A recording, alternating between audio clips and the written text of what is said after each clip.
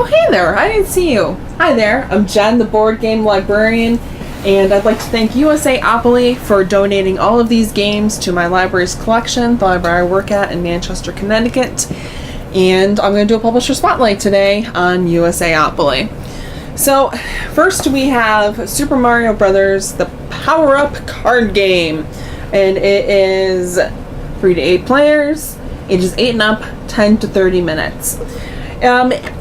This is perhaps my least favorite of the bunch, but I could see a very particular audience really liking it. I could see young children, teenagers who are really into the Super Mario Brothers license, and casual gamers too that are, you know, if you're a video game player and you really love Super Mario Brothers, this would be a lot of fun for you.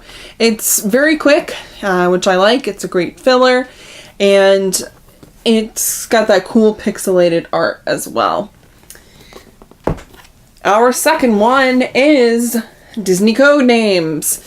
I love this for families. It does say family edition, but this is going to be an automatic one going into the children's new collection of board games at my library.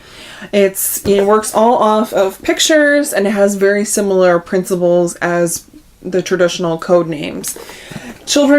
I've seen a lot of children really liking this one. Families, introducing the Codenames brand. This is an excellent introduction for that. And, it's a nice classic, too. If you're not into designer board games, but you have a really big Disney fan in your life, this is an excellent way to kind of bring them into modern board gaming. We have one in our life, and this might make a very good present for her someday. So, Super Mario Level Up is my favorite of this bunch, and it was very surprising. I taught this at Family Game Night a couple of months ago, and it was so much fun. Again, it's got the same, licensing going on here, but I think it takes the Super Mario theme and makes it way better. 3 to 6 players, 8 and up, 30 to 10 minutes. So in this game, you are not controlling any of the characters. You are looking to, from your personal lineup, move those characters up as far up on the leveling up part of the game as possible. And when someone reaches the 10th level, the champion level, you want to vote. Everyone votes, and it's either yes or no, and eventually you're going to all come down, and it has to be a unanimous vote. So there's some strategy going on here in terms of who you move up very quickly, who you think everyone else is kind of vying for, that they would definitely vote yes for. It was just a lot of fun. The only fiddly part of this is the level up actual board part of this game. Putting it together is fine, but when you're moving the characters up and down, they catch sometimes. The platforms aren't necessarily large enough. I had 4 teenagers and 2 adults, myself was one of them, playing this game, and we had a blast. We played it twice in a row, and when I last week brought it out to a game night, again, this was everyone's favorite. So this one is a big recommend for me. I think for gamers and people of all ages, they'll really like this. But again, the Super Mario license will really pull someone in. So our next one is Snow White and the 7 Dwarfs, a gemstone mining game. This is a reskinning of Quartz that came out many years ago. So in this game, you are one of the 7 dwarfs, and you are mining gems looking for collections of certain types of gems.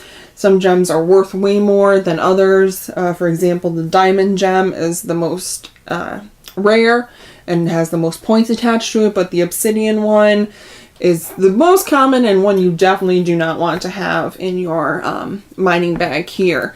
You can be eliminated from a round when you have 2 obsidian gems in your player area. And that does happen quite a lot. It's a definite pressured luck game, and I think it's not a bad entry for someone who's never played a pressure luck game before. Our cat, Aslan, I think is very intrigued by it as well, aren't you, Annie? I like the theming on this a little better than the original Courts, because I think with the Disney license and property, the reskinning of it, it's more appealing, especially for children, for families, that they're more likely to get this than the original Quartz out on the table, especially Snow White fans or Disney fans in general. So Chapel was one that when I opened it up, I thought, this looks a lot like a toy more than a game, although you could say all of these are toys. So when we finally got batteries in it, it was a lot of fun.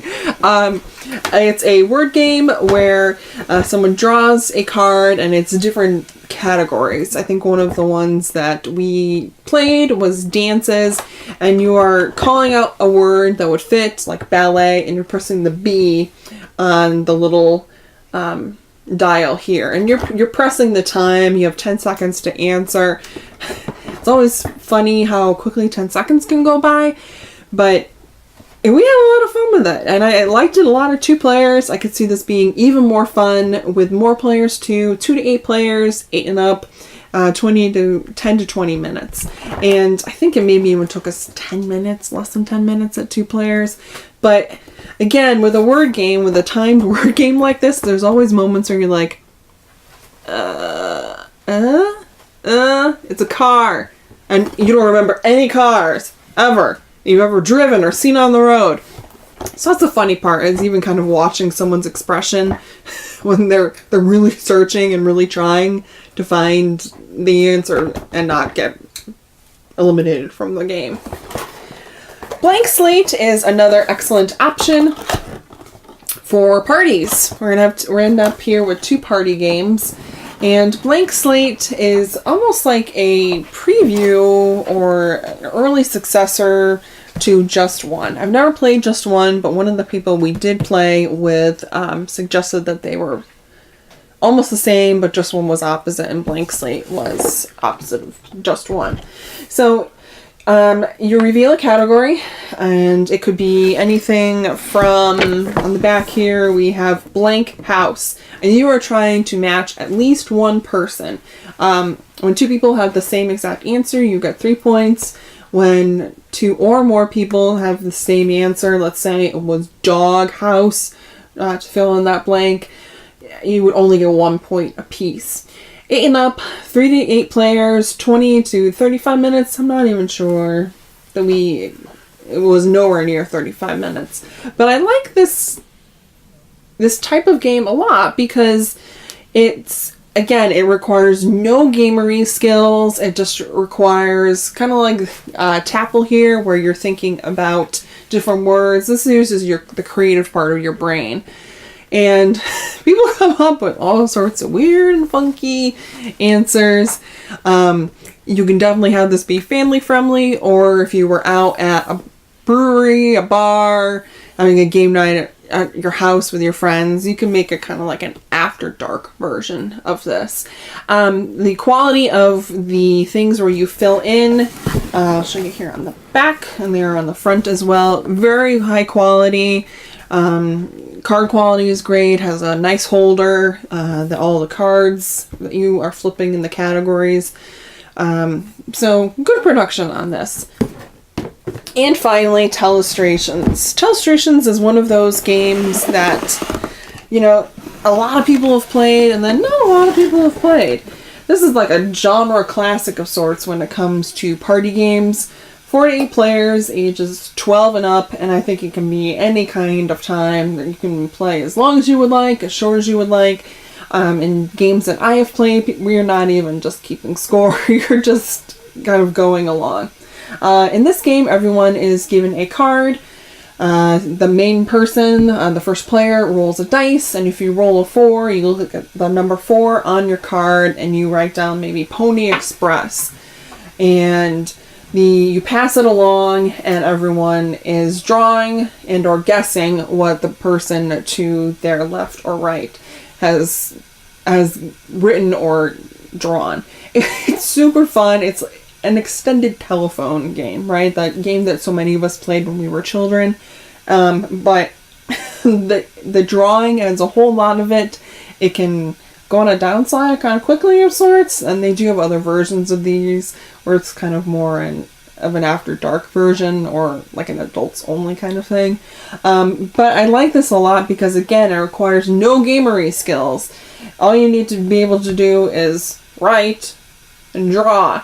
Now, if you're like me and you're a horrible drawer, you're going to have a terrible time for the person sitting next to you either way and guessing what the heck you drew was, because mine are all like stick figures and houses. So you don't want me in on this necessarily. I think it has a lot of staying power. It's been out long enough now. It shows up in Target. So it's a game that's widely accepted too. Blank Slate is also in Target. So both of these are ranging on the kind of mass appeal, and I think they're great because they bring in non-gamers, gateway gamers, people who haven't played anything in a really long time, and they have great appeal. They're not kind of funky themes, they're just word games and fun. A lot of party games, I think, bring people in. So thank you again to USAopoly for their donation of these games. And thank you to everyone out there who does donate to libraries. We greatly appreciate all your hard work. That's it. I'm Jen, the Board Game Librarian. You could find me on Instagram, Twitter, and on the Dice Towers Board Game Breakfast.